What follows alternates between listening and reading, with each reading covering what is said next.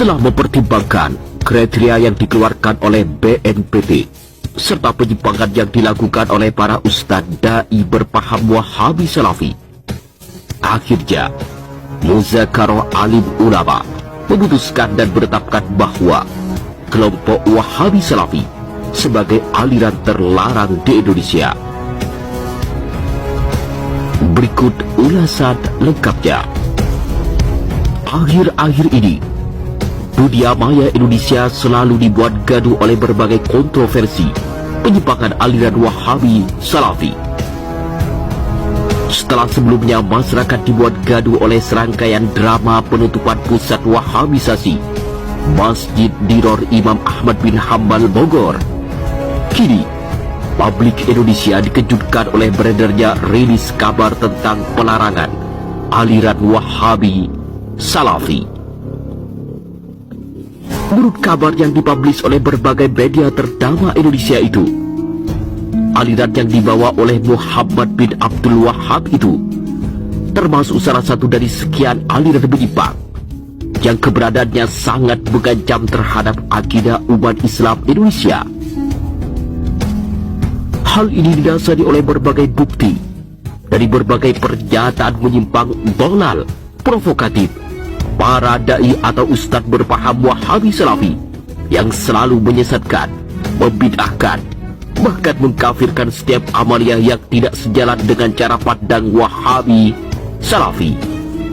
Di samping itu, setelah mempertimbangkan penyimpangan nyata yang dilakukan oleh beberapa gembong utama aliran Wahabi Salafi yang selalu membuat gaduh melalui pentajsiman dan penyerupaan hakikat ilahiyah, maka atas dasar tersebut akhirnya sejumlah ulama besar ternama menetapkan dan memutuskan bahwa aliran yang menamakan diri sebagai kelompok Salafi alias Wahabi sebagai bagian dari sekte haram dan dilarang keberadaannya di Indonesia. Hasil keputusan muzakarah para alim ulama ini disampaikan langsung kepada para pemerintah kabupaten dan kota, serta diteruskan kepada gubernur untuk dilaporkan kepada pemerintah pusat, sehingga keberadaan aliran menyimpang Wahabi Salafi resmi dilarang di Indonesia. Namun sebelumnya,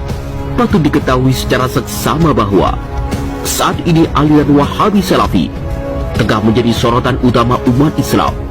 setelah sebelumnya para dai Wahabi Salafi seperti Yazid bin Abdul Qadir Jawas Al-Wahabi, Subhan Bawazir Al-Wahabi, Khalid Baslama Al-Wahabi, Yahya Badrul Salam Al-Wahabi, Firanda Andirja Al-Wahabi, Zulkarnain Sanusi Al-Wahabi, dan Syafiq Riza Baslama Al-Wahabi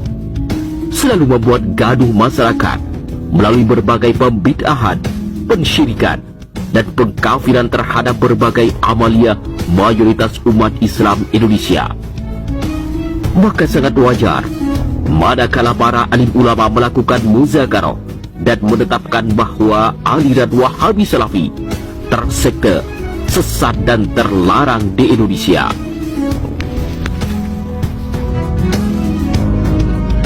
Agar tidak gagal paham, berikut adalah rilis resmi keputusan ulama tentang penetapan aliran Wahabi Salafi sebagai sekte sesat dan terlarang di Indonesia. Serambigus.com. Muzakarah besar alim ulama daya di kawasan barat selatan Aceh Bersela tahun 2022 yang dilaksanakan di Dayah Madinatul Diniyah Al-Mudawwarah Aceh Barat Rabu telah menetapkan sejumlah rekomendasi. Rekomendasi tersebut diserahkan langsung kepada Bupati Aceh Barat Haji Ramli MS, sudah bisa mewakili kawasan Bersela untuk disampaikan kepada pemerintah Aceh dan pemerintah pusat. Salah satu hasil muzakarah ulama kawasan Bersela tersebut adalah terkait status ajaran menyimpang Wahabi Salafi. Berdasarkan 5 kriteria ustadz radikal yang disampaikan Badan Nasional Penanggulangan Teroris BNPT serta sesuai dengan data dan fakta di lapangan dan keputusan ulama sedunia di Chechnya, Grozny, pada 27 Agustus 2016, plus hasil Mubes MPU Aceh tanggal 10 Maret 2022 di Banda Aceh, diputuskan tentang status ajaran Salafi Wahabi,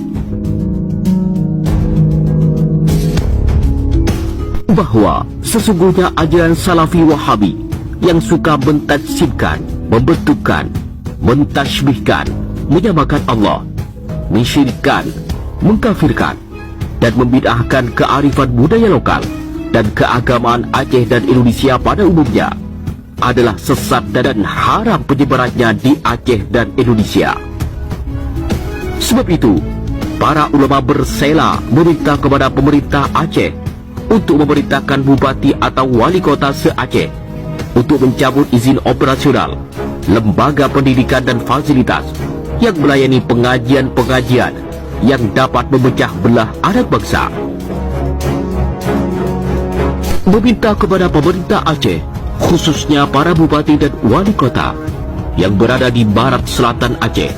untuk melarang penyebaran ajaran agama dan pemahaman yang bertentangan dengan fatwa dan tausiah MPU Aceh seperti Salafi Wahabi, Syiah, dan lainnya.